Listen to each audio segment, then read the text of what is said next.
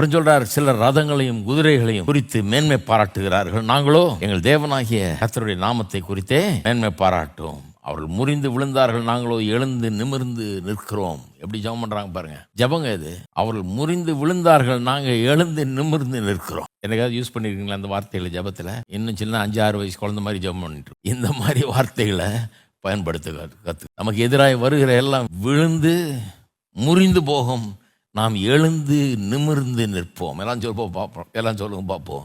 எனக்கு எதிராக வருகிறவைகள் விழுந்து முறிந்து போகும், நானோ எழுந்து நிமிர்ந்து நிற்பேன். அப்ப அடிக்கடி நம்ம சொல்லி சொல்லி ஜெபம் பண்ணலாம். இப்படி ஞாபகம் வரும் உள்ள. இது ஒரு 10 தடவை ஜெபம் பண்ணீங்கன்னு வைங்க, இந்த வாரம் முழுக்க இதை வச்சு ஜெபம் பண்ணீங்கன்னு வைங்க, அப்ப உங்களுக்கு இது பர்மனண்டா உள்ள உட்காந்துரும். நான் ரதங்களையும் குதிரைகளையும் நம்பி இல்லை, சிலர் நம்பி இருக்கிறாங்க. நாங்க கர்த்தருடைய நாமத்தை நம்பி இருக்கிறோம்.